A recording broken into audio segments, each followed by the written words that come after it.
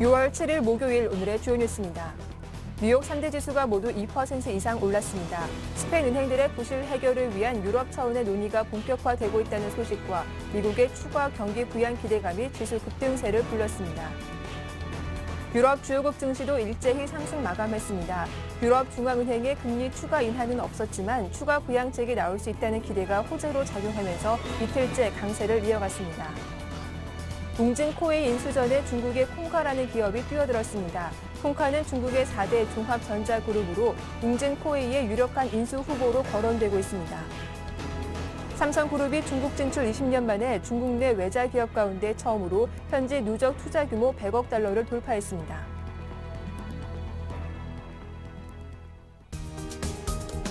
안녕하세요. 굿모닝 대박 예감 박미라입니다. 현충일로 하루 쉬고 돌아왔습니다. 여러분들도 어제 하루 잘 보내셨습니까?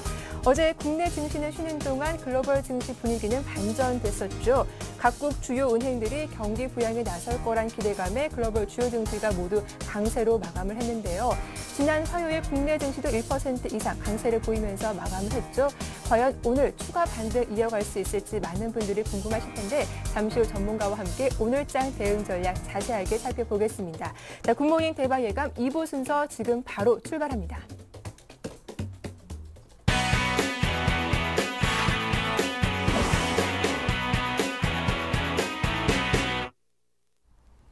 네, 2부의 첫 순서 청송촌놈 신창환 대표와 함께하겠습니다. 대표님 전화 연결돼 있죠? 안녕하세요. 안녕하십니까. 미모가 출중한 박미라 앵커님 안녕하십니까. 몸 약한 스태프진들 안녕하십니까. 전국 시청자 여러분. 기음동이 청송촌놈 신창환입니다. 네, 대표님 어제 잘 보내셨어요? 예, 어제 집에서 네. 방글라데시 했습니다. 그러셨군요. 예. 자, 간밤 글로벌 증시가 강하게 올라왔습니다. 오늘 좀 추가 반등에 대한 기대감이 그 어느 때보다 강한 모습인데요. 지난 화요일 코스피가 강하게 올라오면서 1,800포인트 위에서 마감을 했더라고요. 예. 일단 1800포인트가 제가 이제 굉장히 모멘텀을 하겠다라고 했는데 일단 1800 지수가 어제 이제 돌파했다 이렇게 보고요. 제가 지난주 그 목요일 날 그 수익률을 말하다 해서 이제 주가 이제 N자로 상승할 것이라고 했는데 N자가 아니고 이제 W자로 이제 상승하는 그런 모양을 보이고 있습니다. 우리가 이제 N자와 이제 W 상승의 이제 개념을 조금 한번 생각해 봐야 되는데 N자 상승은 이 전고점에서 보통 그 큰 저항을 받지 않습니다. 이 저항을 받지 않는데요. W자 상승은 제가 이제 N자로 갈 줄 알았어요. 저는 상승 자체가 워낙 11일평을 강력하게 들었기 때문에 이제 N자로 가지 않을까 이렇게 됐는데 지금 W자가 나오고 있습니다. W자 이제 나오고 있는데 이 W자의 상승은 보통 이 전고점이 굉장히 강력한 저항을 맞이할 수 있습니다. 그래서 제가 볼 때는 오늘 1840 이상에서 50 전후에서는 일단 한번 매도를 했다가 한번 다시 저점 매수할 수 있는 기회가 오지 않을까 이렇게 저는 생각을 하고 있습니다. 제가 이제 누차 여러분에게 말씀드렸죠. 일단은 그 120일을 60일, 120일 테드크로스 가까이에서는 주가가 추가적으로 빠지지 않을 것이라고 했는데요. 일단 뭐 제가 실수로 맞춘 것 같고요. 일단 주가는 오늘 강한 모멘텀을 보이지 않을까 이렇게 생각하는데 그 모멘텀 자체가 일단은 20일 이평의 저항에 강력한 부딪히는 모양을 보일 것이다 이렇게 저는 보이고 있습니다. 장 자체는 이제 서서히 안정은 이제 취했어요. 제가 볼 때는 안정은 취했다 이렇게 보는데 일단 20일 이평 자체가 앞으로 5일 후부터는 강력하게 21일 이평까지도 상승을 합니다. 그래서 장 자체의 추가적인 하락은 있어봤자 전저점일 것이다 이렇게 보고요. 지금 그 시황을 하는 분들이 뭐 양다리 시황 뭐 어떻게 하면 어떻게 한다 그런 잡적인 시황 그런 건 안 되고요. 제가 볼 때는 OX가 확실히 해야 된다 이렇게 볼 수 있습니다. 그래서 제가 볼 때는 여러분들 오늘 고점 한번 팔았다 저점에 살 수 있는 기회가 충분히 있지 않을까. 오늘 고점에 21일평 언저리에 갔으면 오늘 고점 제가 분명히 W는 고점의 저항이 분명히 있을 것이다 이렇게 보기 때문에 여러분께서 한번 팔았다가 다시 사는 묘미를 한번 발견해야 된다 이렇게 보시고 저는 분명히 여러분들한테 1800 이하에서 강력히 매수를 분명히 했고요. 뭐 20% 30% 중요하지 않습니다. 뭐 돈도 여러분이 고점에 다 물려가 있는데 뭐 돈도 없는데 20% 30% 사가 망하겠습니까? 일단 샀는 주식은 오늘 고점에 한번 팔아보는 시점이 좀 중요한 모양이 아닌가 이렇게 생각하고 있고요. 일단 이 주가는 이미 4일 전에 이미 이제 전 그 모든 시그널이 다 횡보 모양을 보였습니다. 시그널이 다 횡보 모양을 보였기 때문에 제가 볼 때는 이 시그널 횡보 모양에서 주가는 역시 쉰다는 것을 이제 새삼 많이 나오고 있습니다. 그래서 여러분께서 일단 주식은 좀 안정적일 것이다 이렇게 보고요. 일단 급하게는 절대 매도하실 필요 없다 이렇게 말씀을 드립니다. 주가가 본격적인 안정은 제가 볼 때는 일단 앞으로 아직까지도 한 13일에서 15일 정도 있어야 본격적인 안정이 나오지 않을까 이렇게 보기 때문에 여러분께서는 일단 장 자체가 천천히 응대하는 게 좋지 않을까 이렇게 생각하고 절대 주식을 지금은 강력 매도는 하는 거 아니다. 갖고 있는 주식 중에 저점에 매수있는 종목 1800 이하에서 매수인 종목만 오늘 매도하지 그 고점에 사는 종목은 이빨 꽉 깨물고 주식을 저점에 고점에 그대로 갖고 계셔야 된다 이렇게 저는 분명히 말씀을 드리겠습니다. 영업일수는 이제 선물이 며칠 안 남아서 딱 일주일 남았죠.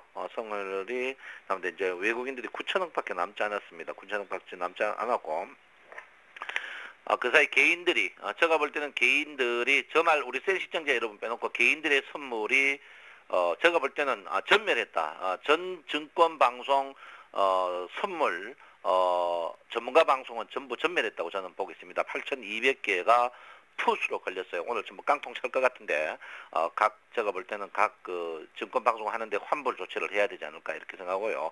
그 X들 말 절대 듣지 마십시오. 제가 볼 때는 8,200억 오늘 선물 개인들 깡통차가 너무 아쉬운 마음이 있다. 그렇지만 이빨 드러내고 웃는 데 있죠. 가정법원에서는 수입 인치 팔기 위해서 웃지 않을까 이렇게 생각합니다. 참 아쉬운데 제가 분명히 말씀드렸죠. 저점에 지금 콜이라고 했는데 전부 풋으로 전부 유인한 분들 책임져야 된다 이렇게 말씀을 드리겠습니다. 자, 선물 동향을 한번 볼 것 같으면 선물 동향 제가 켰죠. 제가 줄 그대로 끊어놨네요. 제가 분명히 바닥이다. 여기 지날 때 바닥이라고 제가 분명히 이야기했는데요. 이거 저 지우지도 않았습니다.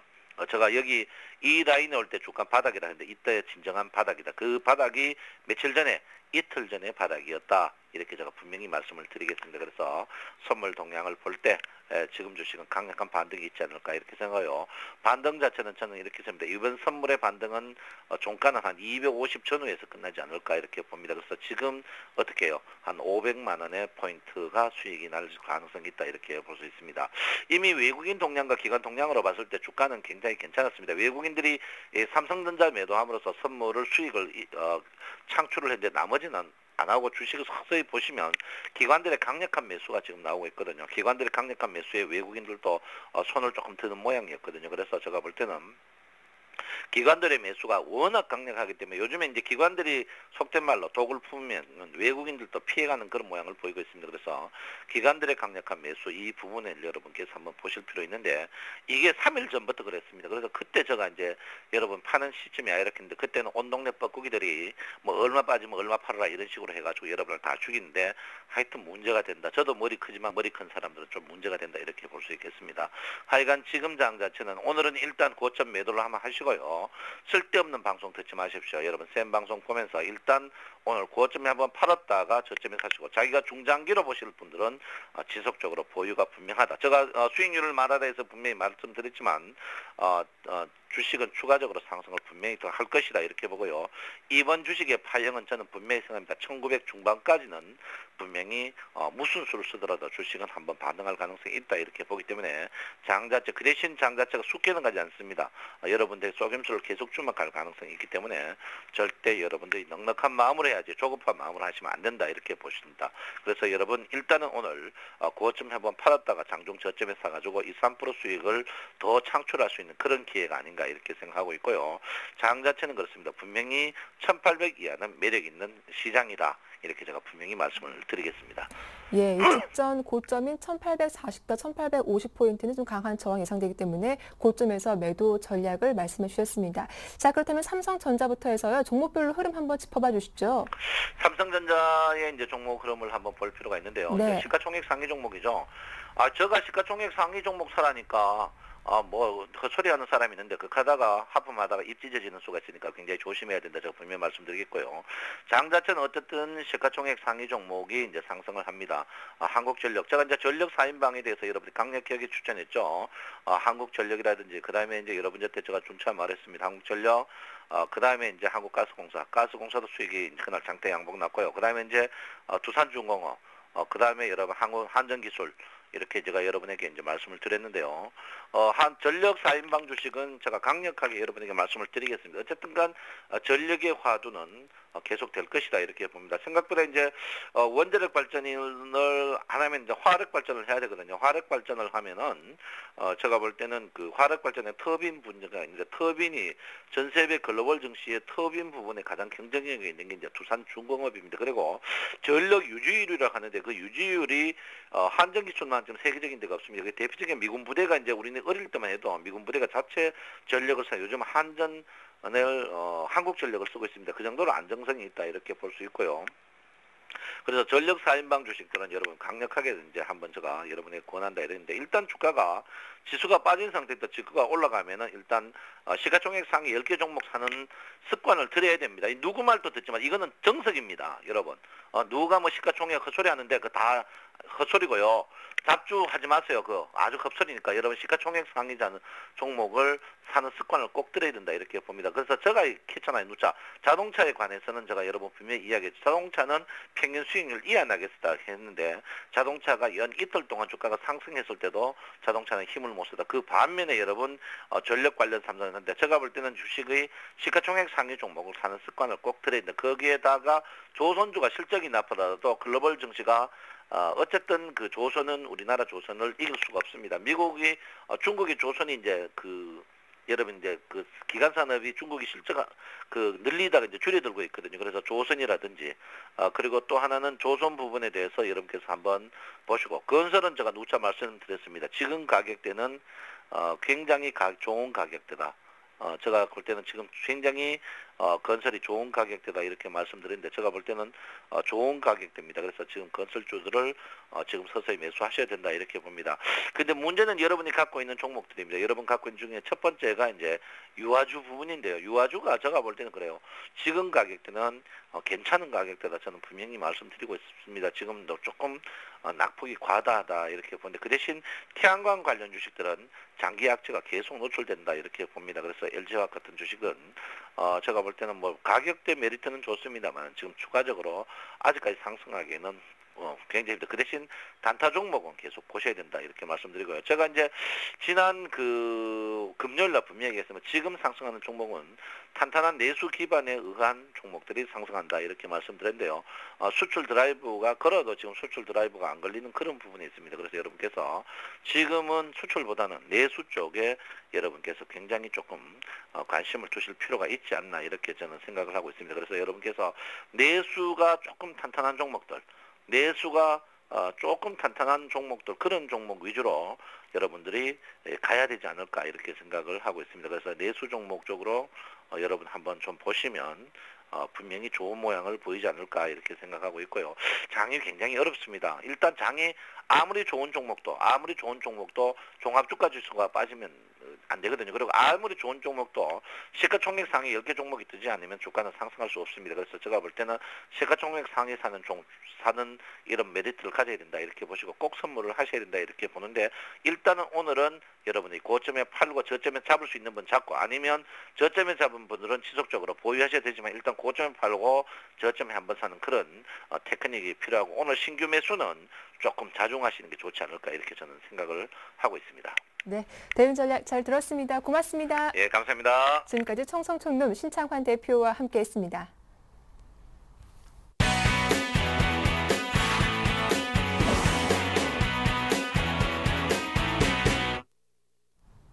네, 센걸 시장을 부탁해 이순복 씨와 함께하겠습니다. 안녕하세요. 네, 안녕하세요. 예, 어제 국내 증시가 쉬는 동안 글로벌 증시 분위기가 싹 바뀌었더라고요. 네, 그렇죠. 이렇게 말 한마디에 이렇게 좀 글로벌 증시가 들썩들썩합니다. 네. 미국 증시 같은 경우 제가 이제 화요일 날 말씀드린 게 G7에서 재무장관이 화상 통화로도 크게 나올 건 없다라고 얘기를 했는데 네. 뭐 나올 건 없어요. 단지 이제 얼마 전에 모든 방법을 다 동원하겠다라고 했는데 지금 경기가 잘 나간다는 독일조차 네. 괜히 유로존에 가입했나라고 고민하니까 우리 했지 도와주기로 했지 이걸 네. 확인하는 작업을 했다고 생각하시면 될 것 같아요. 예. 네. 자, 그렇다면 좀 어떤 지표들이 나왔었는지 한번 차근차근 하나씩 정리를 해볼게요. 예, 글로벌 증시가 참 네. 기술적 반등 마감했습니다. 굉장히 기분이 싶고요. 네.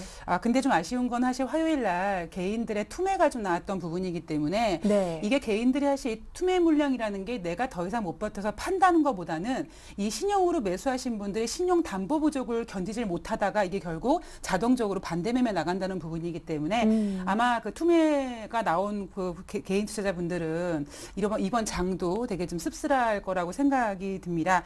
미국이 5월 ISM 제조업 지수가 하락을 했습니다. 그런데 네. 서비스 지수는 개선을 했어요. 그런데 이 PMI 지수도 마찬가지고 ISM 지수도 마찬가지고 50 이상이 되면 경기 확장인데 네. 지금 두 지수 모두 최근 들어서 50 이상을 유지를 하고 있어요. 단지 전달보다 뭐 0.1%가 작아졌냐 적어졌냐의 기준이지 네. 일단 미국은 굉장히 분위기가 좀 호전되는 분위기인 것 같아요. 미국이 베이지북에서 이런 걸 언급을 했죠. 미국 경제는 굉장히 완만한 속도를 좀 보이고 있다라고 얘기를 했습니다. 그런데 이번 베이지북은요. 4월 초부터 5월 말 정확하게 5월 25일까지 기준이기 때문에 네. 저희가 6월 1일 날 그 실업률 때문에 허걱했잖아요. 고용지표. 아직 이게 지금 반영이 안 됐던 부분이기 때문에요. 지금 미국은 소프트 패치라고 합니다. 그러니까 경기가 확장 중인데 일시적으로 좀 안 좋아졌다. 그러니까 빨리 부양해라고 그냥 힘을 막 들이붓습니다. 빨리 이제 경기 네. 부양을 언급을 했는데요. 유로존의 1분기 성장률이 제로라고 합니다. 이 사람이 참 어려운 일을 겪으면요. 작은 거에도 감사한다고. 네. 이따가 이야기 나오지만 마이너스를 전망했다가 1분기 성장률이 제로 나오니까 좋다고 유럽 증시가 상승 마감을 했습니다. ECB가 금리를 6개월째 1% 동결을 했는데요. 1%로 동결을 했는데 제가 계속 언급드리지만 이제는 유로존에서 더 이상의 금리 인하는 약발이 먹히지 않을 거기 때문에 네. 금리는 인하는 효과가 없을 거고 단지 이제 ECB에서 행동에 나설 준비가 되어 있다. 사실 이 이야기 때문에 글로벌 증시가 지금 번쩍번쩍하고 있는 부분이고요. 네. 이것 때문에 미국 증시도 빨리 QE3 해라는 걸 압박을 잡고 있는 부분이기 때문에 단지 기대감으로 상승했던 이 글로벌 증시가 얼마나 이제 이 사기인지 비즈니스인지 얼마나 말을 잘 먹히는지 더 지켜봐야 될 것 같아요. 그렇습니다. 일단 오늘 밤에 벤 버냉키 의장이 연설을 한다고 하죠. 과연 그 연설에서 어떤 이야기가 나올지도 한번 집중을 해서 살펴보셔야 할 것 같습니다. 자, 이어서 오늘의 센 이야기 들어보도록 할 텐데 주제부터 말씀해 주시죠. 제가 영어 발음이 별로 좋지가 않거든요. 네. 그래서 오늘 박미라 앵커님이 네. 보이시죠? 보이시나요? 우리 단 신하고? 거? 네. 자, 이거 뭐라고 아주 Danger. 오리지널 발음으로 해주세요. Danger? 그렇죠? 네. 박미라 앵커님은 그렇게 읽으시는데 저는 이거를 단 거라고 읽습니다. 오늘 주제는 단 거고요. 네. 자, 이 위험이라는 표현을 뜻하는 데인저가 이 단 거라고 읽히기도 합니다. 사실 저는 오늘 다른 뉘앙스로 제가 이제 기업 강의를 자주 나가는데 이런 말씀을 드려요. 이 체인지라는 발음, 이 스펠링에서 이 G를 하나로 C만 바꾸면 찬스가 된다. 그러니까 위기가 기회가 된다라는 말씀을 가끔 드리는데 네. 오늘은 체인지가 찬스로 바뀐다는 말씀보다는 위험이 단 걸로 좀 바뀔 수가 있다라는 포인트로 보시기 바랍니다. 자, 사람이 어려움을 겪으면은요, 특히 위험을 겪으면 허걱하고 아무 정신이 잃어버리고 멘탈이 붕괴가 됩니다. 네. 그런데 그럴 때마다 좀 더 침착하고 냉정하게 하나씩 차분히 생각을 해 나가면 뭔가 답이 나오지 않을까 싶고요. 글로벌 위기의 전이에 대해서 일단은 다시 한번 미국에서 시작된 이 글로벌 위기가 유럽으로 전이됐으면 그때부터 하나씩 한번 좀 짚어보려고 오늘 준비를 해왔는데요. 글로벌 위기 전이 EU와 IMF에서 2010년도 1차 구제금융 지원액을 1,100억 유로 지원 합의를 했습니다. 네. 그리고 2011년 2차로 1,300억 유로 지원에 합의를 했습니다. 사실 이렇게 돈을 IMF와 EU에서 쏟아 부으면서 경기의 글로벌 위기가 뭔가 좀 다스려지지 않느냐라고 해서 작년에 우리나라는 차화정을 기점으로 주식이 많이 올랐던 부분입니다. 자, 2012년 5월 달에 총선 연립정부 구성에 실패를 했고 이 키는 이제 6월 17일 2차 총선으로 넘어가게 됐는데요. 네. 긴축 조건을 만약에 반대하고 재협상을 요구하게 되면 이제 디폴트의 가능성이 높아진다. 이렇기 때문에 지금 2012년 글로벌 위기가 다시 모든 초점이 지금 EU로 갔죠. 자, 이제는 제가 화요일 날 말씀드렸던 것처럼 그리스보다 5배 규모인 스페인에 대한 우려감이 좀 또 커지고 있었습니다. 네. 아직 커지고 있습니다라고 해야 되겠죠. 2012년 5월 자산 규모 업계 3위인 부실은행 방키아의 국영화를 추진 중이고요. 돈을 쏟아붓고 나중에 주식으로 해서 국영화시키겠다는 이야기를 하고 있습니다. 그런데도 불구하고 일주일 동안에 10억 유로가 넘는 예금이 출금이 되고 있어요. 그리고 5월 19일 날 스페인 중앙은행에서는 은행들의 부실 채권이 전체 여신의 8.37%나 증가를 했다. 그래서 빨리 스페인도 이제 무언가 위기 의식을 좀 이렇게 느끼고 더 이상 이제 이 위기가 전이되지 않도록 좀 토닥거려야 되겠다라고 해서 지금 뭔가 다스리는 부분을 하고 있습니다.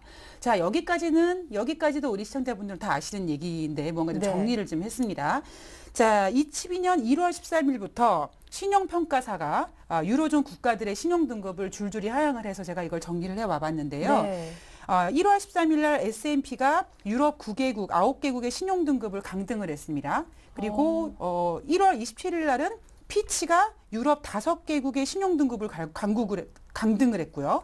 그리고 2월 13일 날은 이제는 또 무디스가 6개국의 신용등급을 강등을 했습니다. 그러다가 또 4월 26일 날은 드디어 S&P에서 스페인의 신용등급을 강등하기 시작했고요. 5월 14일부터는 이제는 은행을 손을 대기 시작합니다. 이제 나라의 신용등급을 떠나서 나라를 쥐락펴락하고 있는 금융계에 손을 좀 되고 있는데요. 5월 14일 날 무디스가 이탈리아 26개 은행의 신용등급을 강등을 했고요. 그리고 5월 17일부터 5월 18일까지는 피치가 그리스 국가 신용등급 하향과 함께 5개 은행의 신용등급을 강등을 했습니다. 그리고 5월 17일 날은 무디스가 이번에 또 스페인 16개 은행과 4개 지방정부에 대한 신용등급을 강등을 했고요. 바로 어제였죠. 무디스가 이제는 독일, 이탈리아, 오스트리아 은행을 이제 무더기로 이제 신용등급을 강등하기 시작했습니다. 자, 이렇게 되면은 과연 글로벌 증시가 반등은 했지만 이게 위기가 다 뭐 끝나는 건 아니라고 생각을 한번 해보셔야 될 것 같은데요. 자, 글로벌 증시가 어디로 갈 것이냐. IMF가 전망한 내용을 한번 다시 보겠습니다. 4월달 전망한 내용을 보니까요. 선진국 중심으로 회복 가능성을 높이고 있다고 전망을 했어요. 이 이야기는 미국의 지표가 뭐 주택 착공, 주택 가격이 지금 잘 일단 나오고 있습니다. 물론 고용이 좀 문제지만.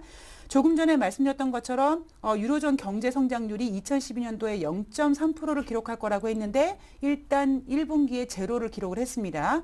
그리고 디레버리징이 급격히 진행될 가능성도 언급을 해서 아직까지 유로존의 위기는 좀 남아있다라고 IMF에서 좀 전망을 했는데요.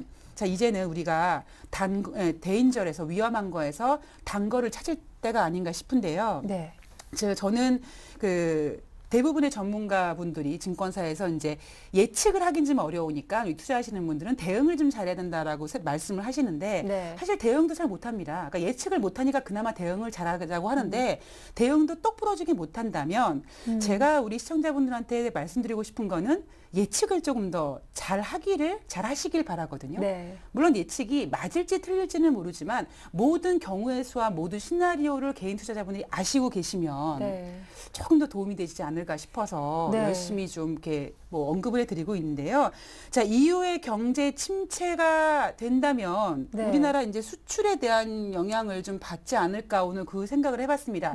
오늘 제가 그러니까 위험해서 단 거로 바꾼 거는 제가 계속 말씀드리지만 주도주가 변화하고 있다라는 말씀을 드렸고 이제부터는 무언가 이제 하반기에 주도할 업종을 좀 찾아봐야 될 것 같아서 거기에 첫 스타트로 오늘 이 내용을 갖고 왔는데요.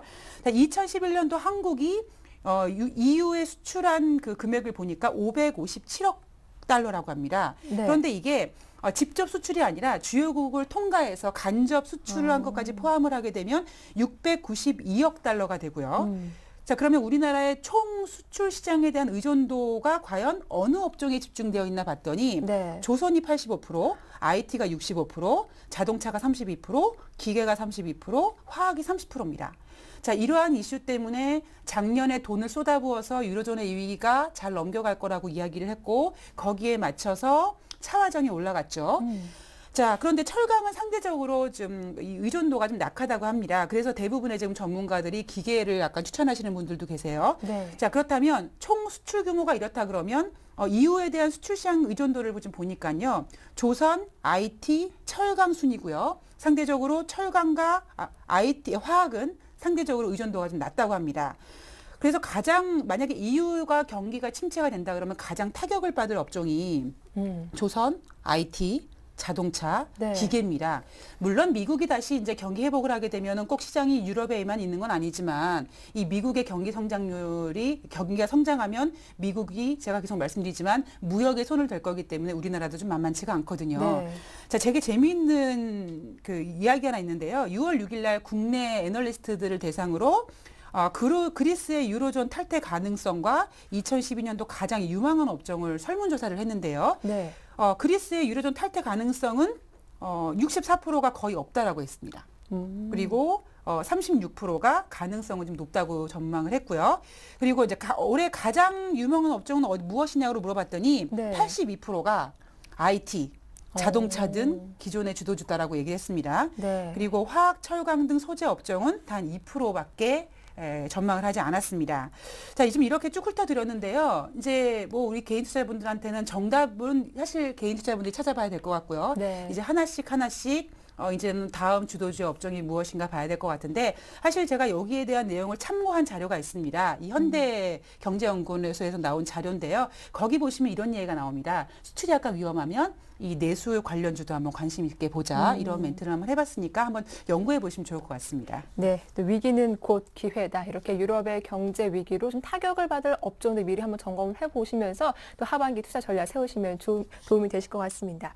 자, 이어서 오늘 증시도 어떤 각오로 임해봐야 할지 좀 전략 들어볼 차례인데요. 예, 코스닥 이야기를 사실 안 할 수가 없습니다. 네. 예, 외국인들이 사실 거래소는 팔지만 뭐 코스닥은 좀 좋은 종목들은 매수를 하고 있고요. 또 하반기에 뭐 대선 테마주 오늘도 이제 어떤 또 특정 관련주, 특정 후보에 대한 관련주들이 좀 움직일 것 같은데 네. 워렌 버핏이 이러한 이야기를 했더라고요. 신문 업종의 낙관적인 견해가 필요하다라고 얘기를 했습니다. 그러면 또 한 측에서는 그러면 우리나라에 또 신문 업계에 관련된 종목이 뭐가 있을까라고 보시는데 네. 거기에 대한 관련 테마가 바로 종편 관련주입니다.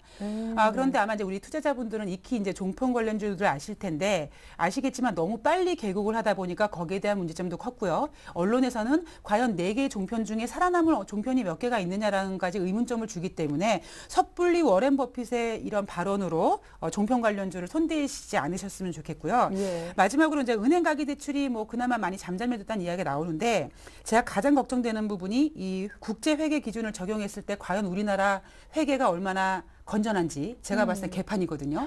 그래서 더 실적을 더 잘 보라고 말씀을 드렸고요. 네. 그리고 오늘 반등은 기술적 분석에 이런 이야기가 있습니다. 갭은 반드시 메꾼다. 자, 오늘 뭐 내일 어떻게 됐든지 오늘 반등장을 조금 더 누리시는 하루가 되셨으면 좋겠네요. 예, 갭은 반드시 메운다라고 하니까요. 오늘 장수 힘내서 투자하시면 좋겠습니다. 지금까지 생걸 시장을 부탁해 이순복 씨와 함께했습니다. 도움 말씀 고맙습니다. 고맙습니다.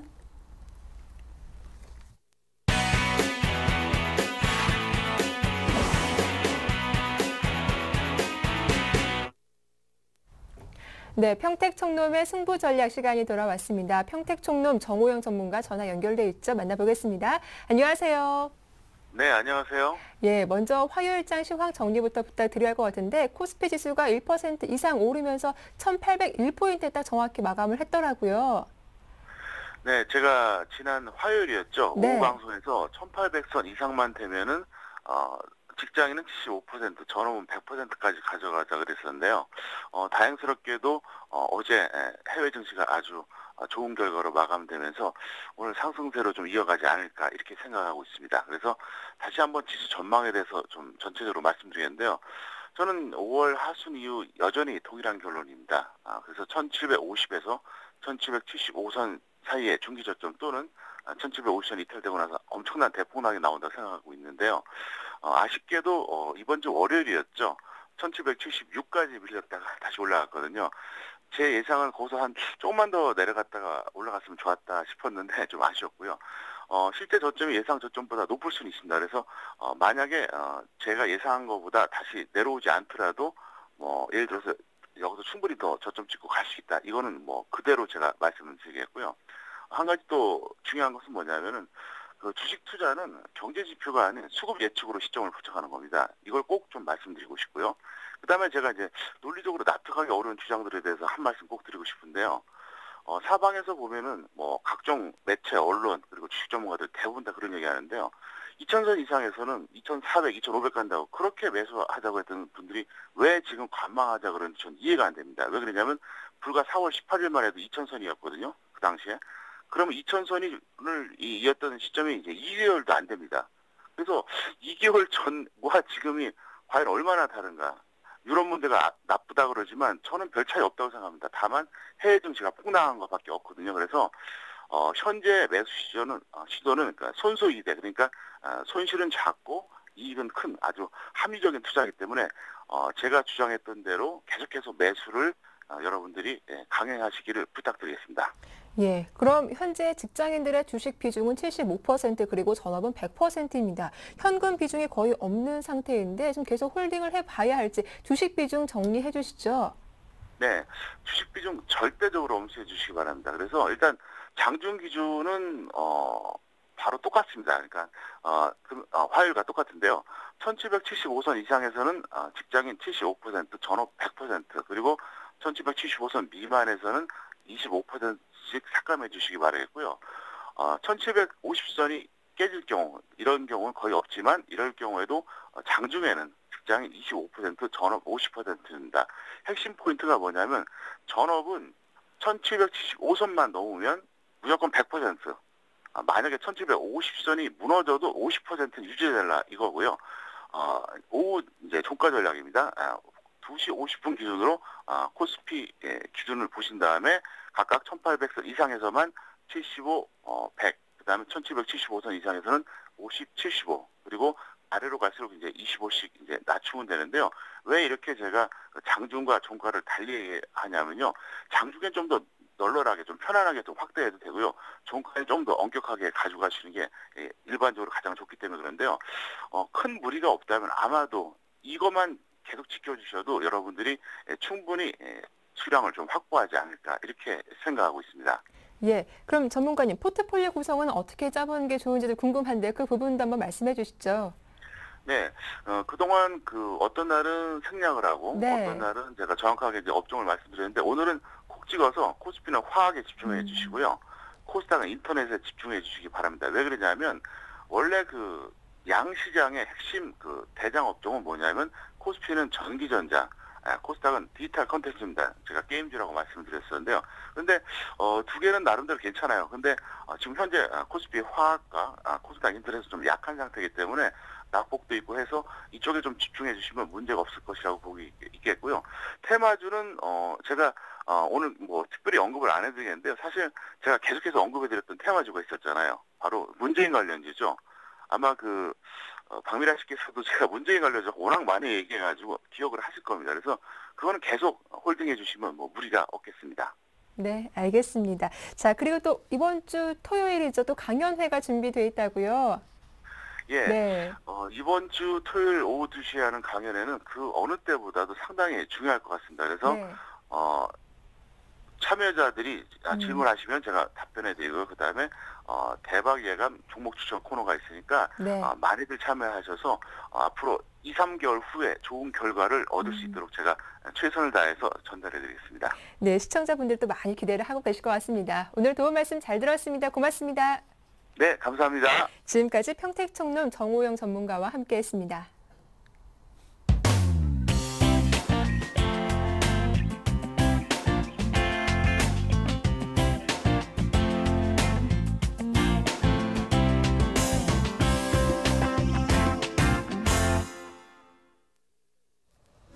여러분 안녕하십니까? 목요일 아침 인사드립니다. 샘플러스 라인업의 강동석입니다. 저희 서울경제TV 샘플러스에서 진행하는 증권 전문가 방송에 여러분의 많은 관심과 참여 부탁드리겠습니다. 네, 본격적으로 샘플러스 라인업 진행해 보겠습니다. 먼저 김영근 전문위원 만나보겠습니다. 안녕하십니까? 네, 안녕하세요. 네, 평화증권이 갭상승하면서 수익률을 단번에 높였는데요. 오늘장 대응 전략 세워주시죠. 예, 그렇습니다. 이제 전일 평화정보 같은 경우 상당히 좀 강한 흐름을 보여줬습니다. 거래량도 상당히 수반이 됐고요. 그리고 이제 그 거래의 주체가 바로 이제 기관의 수급이 상당히 좀 크게 들어왔죠. 상당히 좀 긍정적인 그러한 흐름이 예상이 되고요. 이평선이 상당히 수렴된 이후에 강한 그런 상승을 시도하는 모습이기 때문에 앞으로 좀 추가적인 그런 상승을 좀 기대를 해볼 수가 있을 것 같습니다. 다만 이제 어제 강하게 올랐기 때문에 약간의 이제 초반에 좀 눌림이 나타난다든가 이런 구간은 좀 나타날 수 있습니다. 그래서 그럴 때 오히려 이제 이러한 자동차 쪽 제가 이제 자동차 쪽에 대해서는 계속해서 긍정적인 시각을 좀 말씀을 드리고 있는데 이런 자동차 부품주라든가 현대차, 기아차도 마찬가지입니다. 이러한 종목들을 뭐 포트에 지금 없으신 분들은 편입을 하는 그런 기회가 아닌가 이렇게 좀 판단을 하고 있고 동영업 같은 경우에도 만약에 약간의 뭐 좀 밀림이 나타날 때 현재 자리에서도 오히려 추가적인 그러한 신규로 좀 매수 접근도 가능한 종목이라고 보고 있습니다. 차트를 좀 보시면 상당히 이평선이 수렴되고 나서 정별로 구간되는 그런 초기 구간이다 이렇게 판단이 되고 있습니다. 그러한 시작점이 바로 이제 또 기관의 수급으로 시작이 된다는 이러한 부분이 상당히 긍정적이고요. 앞으로의 어떤 현대차, 기아차에 국한된 그런 매출처가 지금 다변화되고 있는 부분에서 외형 성장도 가능한 그러한 부분이기 때문에 지속적인 관심을 가지시고 지금 보유하고 계신 분들은 계속해서 수익을 쭉 누리시기 바라겠습니다. 네, 평화전공 신규 접근도 가능하다고 말씀해 주셨습니다. 그렇다면 오늘 장에서 어떤 종목을 관심 가져볼까요? 예, 오늘 이제 관심 가질 종목은 이제 바로 이제 강원랜드라는 종목을 좀 말씀드리고 싶은데, 네, 일단 강원랜드요. 오늘 뭐 시장 같은 경우는 어제 뭐 전일 해외 시장의 급등에 의해서 우리 시장도 상당히 상승이 예상이 됩니다. 동종목 같은 경우는 이제 시장의 어떤 상승에 의해서 오늘 같은 경우는 크게 또 상승하지 못할 가능성도 있습니다. 그럴 때 이제 좀 편입을 해놓으신다면 추후에 이제 시장이 불안한 그런 구간에서 앞으로도 좋은 수익을 줄 거라고 생각을 하고요. 바로 여러분들 잘 아시지만 뭐 국내 유일의 이제 내국인이 이용 가능한 그런 카지노 업체죠. 그래서 이제 이러한 시장의 안정성을 봤을 때 상당히 꾸준하게 뭐 성장을 할 수 있는 기업이라고 생각을 하고, 다만 이제 그 실적에 대한 모멘텀이 약간은 좀 부재한 상태입니다. 그 부분은 여러분들이 좀 아시다시피 상당히 지금 영업장의 어떤 좀 부족한 상태죠. 그래서 그런 확장 공사가 지금 거의 완공이 된 상태입니다. 그래서 이러한 완공이 된 이후에 앞으로 이제 그렇다면 그 카지노 허가 부분, 이 부분이 가능할 거라고 판단을 하고 있습니다. 증설이라는 부분이죠. 이 부분은 아직까지는 이제 뭐 증설이 된 부분은 아닌데 정황이나 이런 흐름을 봤을 때 가능하다고 보고 있습니다. 그래서 그러한 영업장 증축 공사 이후에 허가가 난다면 앞으로의 그 실적에 대한 부분, 모멘텀이 새로운 그런 모멘텀으로 작용이 될 거라고 생각을 하고요. 그렇다면 아마 한 단계 레벨업될 그러한 주가를 보여줄 거라고 생각을 하고 있습니다. 우리가 2000년도에도 그랬고요. 2003년도에 이제 본 카지노가 이제 공사를 하고 나서 허가를 받는 과정이 한 2개월 정도 걸렸습니다. 이 부분을 봤을 때 지금 영업장 확장 공사 이후에 아마도 그런 증설이 가능할 거라고 보고 있습니다. 그 부분은 2018년도에 평창 동계올림픽도 앞두고 있는 상태에서 강원도의 어떤 재원 확보라든가 이런 부분도 절실한 상태이기 때문에 이런 폐광 지역 개발 기금을 바로 이제 그 카지노에서 내고 있는 상태죠. 이러한 부분을 좀 증가를 꾀하자 한다면 아마도 그런 순차적인 그런 허가를 하고 이러한 부분이 좀 가능하지 않을까 뭐 판단을 하고 있습니다. 그래서 이 부분을 봤을 때 충분히 지금 현재 자리에서 매수가 가능하다고 보고 있고요. 그러한 부분을 또 지지해주는 부분이 차트를 좀 보시면 기관의 수급이 계속해서 지속이 되고 있는 부분도 상당히 좀 눈에 띄는 부분입니다. 그래서 현재 자리에서는 우리도 기관의 그런 매수세 이런 부분 앞으로의 증설 가능성을 보고 현재 좀 포트에 좀 편입을 해놓는다면 추후에 좀 긍정적인 그런 결과가 있을 거라고 생각을 하고 있습니다. 주봉을 좀 보시면 24,000원대 가격대를 상당히 장기간 동안 여러 번 지지를 해주는 그런 모습입니다. 그래서 선저가 부분은 24,000원 정도로 제시를 해드리면서 매수가는 25,300원에서 전일 종가에도 25,600원 혹은 좀 공격적인 매수를 하신다면 오늘 시가에서 일부러 좀 편입을 하시고 분할해서 25,300원에서 시가까지 이렇게 분할해서 편입을 말씀을 드리고요. 목표가 같은 경우는 27,500원 좀 단기적으로 좀 짧게 잡았습니다. 그 이후에 추후에 더 체크를 좀 해드리도록 하겠고요. 소저가는 24,000원, 아까 말씀드린 24,000원 이렇게 제시해드리도록 하겠습니다. 네, 김영근 전문위원에게 강원랜드 추천받아봤습니다. 고맙습니다. 예, 감사합니다. 네, 다음은 양순모 전문위원님 만나보겠습니다. 안녕하십니까? 네, 안녕하십니까? 네, 영흥철강이 소폭 하락이 있었는데요. 홀딩 전략 세워볼까요? 네, 우선은 영흥철강 화요일 날에 제가 2,450원에 기다려서 포트에 좀 편입을 한 종목이었습니다. 추천 당시에 제가 걱정 반, 좀 기대 반이 좀 있었던 것 같았는데요. 일단 추천 당시에 시장이 좋지 못한 상황이었기 때문에 신규 추천에 대한 부담감은 있었지만 제가 그 월요일과 화요일 날에 샘플러스에서 공개 방송을 할 때도 말씀을 좀 드렸지만 오히려 지수는 폭등 가능성을 좀 열어두고 보는 게 맞다라고 말씀을 드렸죠. 그래서 걱정이었던 것은 일단 신규로 포트를 잡은 그 영흥철강이 시초가를 지키면서 좀 출발이 되었기 때문에 매수가를 줄이냐 마느냐에 대한 이런 걱정이 있었습니다. 근데 지금 보면은 제가 괜한 걱정을 한 듯합니다. 지켜야 할 자리 지켜주면서 마감되었고요. 또 전 거래량도 크게 발생되지 않았기 때문에 오히려 갭상승 자리를 만들 필요 충분히 조건 한번 만족하면서 마감된 것이 아니냐라고 이렇게 판단이 되어집니다. 그래서 그 영흥철강은 목표가 2,850원까지는 그대로 한번 보유해보는 전략 한번 드리도록 하겠습니다. 네, 원익 IPS는 최저가를 보였었는데요. 또 반발 매수가 들어오고 있습니다. 오늘장 대응 전략 세워주시죠. 네, 원익 아이패스도 포트폴리오상에서 수익률 회복이 좀처럼 보이지 않는 종목 중에 하나인 것 같습니다. 네. 근데 계속해서 제가 보유 의견을 드리고 있는 종목인데요. 이유가 있는 종목입니다. 지금 전방산업 호조세의 1분기 최대 실적을 보여준 주가 움직임이 정반대의 시세를 보여주고 있다는 점인데 최근 주가의 부진에 대한 자체가 지금 OLED 장비 사업에 대한 대규모 투자로 인한 리스크 요인을 뽑고 있다는 것이고 또 시장의 의구심이 여전해서 이제 리스크 요인이 작용되고 있는 것으로 보여집니다. 근데 이로 인해서 이제 공매도 물량이 또 크게 나오면서 4월부터 5월 두 달간 한 100만 주 이상의 공매도 물량이 좀 집중이 되었는데요. 오히려 이런 차익성 매물들이 빠져나가면서 다시 그 공매도에 대한 부분들이 환매수로 전환이 되기 시작한다면은 재차 반등 탄력이 좀 강하게 나올 것이다라고 이렇게 판단이 되어집니다. 그래서 6,500원을 이탈하지 않는다면 여전히 주가는 매력적인 위치로 보고 또 대응 전략을 세워본다면은 좋은 결과를 기대해 볼 수 있다라고 생각하고 있습니다. 그래서 계속해서 저는 보유에 대한 의견을 제시해드리도록 하겠습니다. 네, 포트폴리오 안에 있는 한국사이버결제도 AS 부탁드릴게요. 네, 한국사이버결제도 지금 최근 들어서 주가의 그 움직임이 한 7,500원대를 이제 계속해서 지속적인 지지 라인을 계속 보여주고 있는데요. 여전히 한국사이버결제도 마찬가지입니다. 최근 들어서 기관 투자들이 그 순매수세가 계속 이어지고 있는 만큼 빠른 시일 안으로 저는 한 8,200원 선까지도 회복이 가능하다라는 점과 또 그 지수 방어주의 성격을 좀 보여주고 있는 종목인 만큼 오히려 지금 자리에서도 오히려 그 신규 매수도 또 가능하다라는 의견을 제시해드리도록 하겠습니다. 네, 양순모 전문위원의 포트폴리오 점검 받아봤습니다. 고맙습니다. 네, 감사합니다. 네, 다음은 이중환 전문위원님 만나보겠습니다. 안녕하십니까? 네, 안녕하세요. 네, 강원랜드 기관이 순매수 보여주고 있는데요. 오늘장 대응 전략 세워주시죠. 예, 강원랜드 급상승세는 없지만 견조한 상승세를 보이고 있습니다. 기관의 순매수가 상승을 견인하는 모습이면서 외인의 순매수까지 이어진다면 전고점 돌파도 노려볼 수 있겠습니다. 금일 전략은 5일선을 이탈하는지 관심 있게 보시면서 시장의 반등이 얼마만큼 상승하는지 지켜보도록 하겠습니다. 최근 포트 종목들이 좋은 흐름을 보여주고 있는데요. 수익이 예상만큼 못 미치는 종목은 조금씩 정리해 가시면서 포트 관리를 하시면 좋겠습니다. 네, 포트폴리오 수익률이 좋은데요. 오늘장 어떤 종목 관심 가져볼까요? 네, 오늘은 그 보험 업체인 현대해상을 준비했습니다. 네. 네, 최근 시장의 악화와 외인의 매도세로 주가는 3만 원을 이탈하면서 추세가 꺾이는 모습을 보였습니다. 하지만 기관의 순매수로 반등을 노리는 모습을 보이고 있고 또 손해보험사들이 전반기보다는 하반기 때 실적이 좋은 점을 감안해서 현 가격대는 단기 투자보다는 중기 투자로 접근하시면 좋을 듯합니다. 5일선과의 이격이 좀 좁혀진다면 큰 상승이 나올 수도 있는 자리이기 때문에 금일 손해보험사의 1등 주자 현대해상을 준비했습니다. 네, 이제 가장 궁금한 게 가격인데요. 매수가도 한번 짚어주시죠.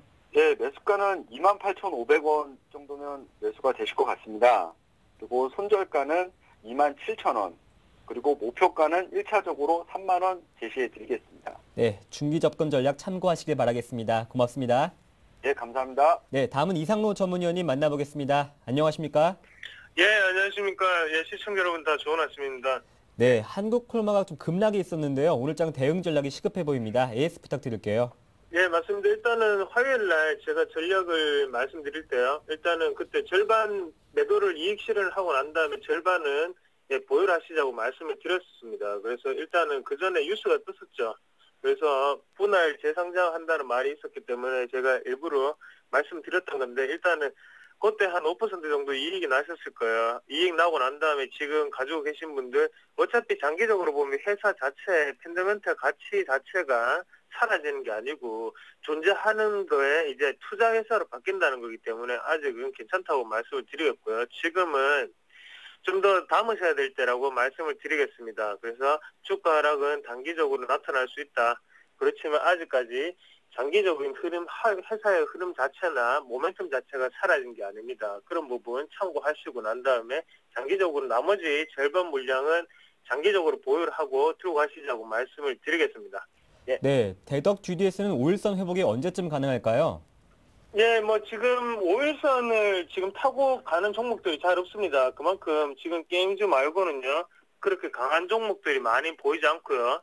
뭐 그래서 우리가 흔히들 아는 테마주나 중소형주, 정말 시총 작은 1,000억이 좀 안 되는 소형주 같은 경우에는 좋은 흐름이 나타나고 있는데, 그런 거를 사실상 실질적으로 계좌에 빨간불이 들어오려면 생각보다 상당히 힘들다고 말씀을 다시 한번 드리겠고요. 그래서 일단은 어제 미국 증시에서 기대감에 의해서 지금 약간의 큰 폭의 상승이 있었습니다. 그렇기 때문에 일단 제 대덕 CDS 같은 경우에는 경기 회복과 비슷하게 움직이는 IT나 전기전자 종목들이죠. 그렇기 때문에 오늘 기대를 하셔도 괜찮다고 말씀을 드리겠고요.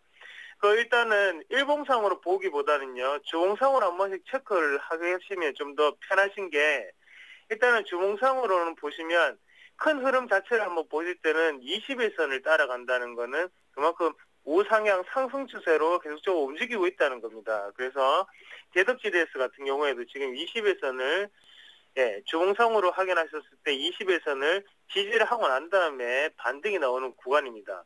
그렇기 때문에 좀 더 들고 가시자고 말씀을 드리겠고요. 일단은 처음에 매수를 했던 12,200원대까지 화요일 날 내려왔었죠. 내려오고 난 다음에 올라가고 있는데 그 점 한번 참고를 하셔서 반등 시에는 조금씩 이제 5% 정도의 이익 실현을 하시자고 말씀을 드리겠고요. 오늘 만약에 반등을 한다면 그때 절반 정도는 이익 실현을 하시자.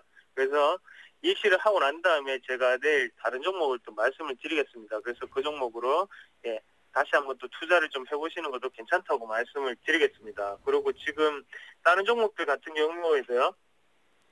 일단 S1 같은 종목을 한번 보시면 일단 외국인과 지금 기관이 계속적으로 순매수가 들어오고 있습니다. 그래서 아직까지는 수급적인 부분 참고하셔서 들고 가시자 말씀을 드리겠습니다. 네, S1까지 짚어주셨습니다. 고맙습니다.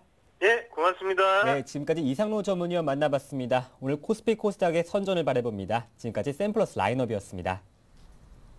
네, 오늘장 개장 한 18분 정도 앞두고 있습니다. 글로벌 증시 훈풍 이어받으면서 양 시장 모두 1%, 2% 이상 강한 상승 출발이 보여지는데요. 이어지는 다음 방송도 함께 하시면서 오늘도 현명하게 투자하시길 바랍니다. 저희는 내일 다시 인사드릴게요. 함께 해주셔서 고맙습니다.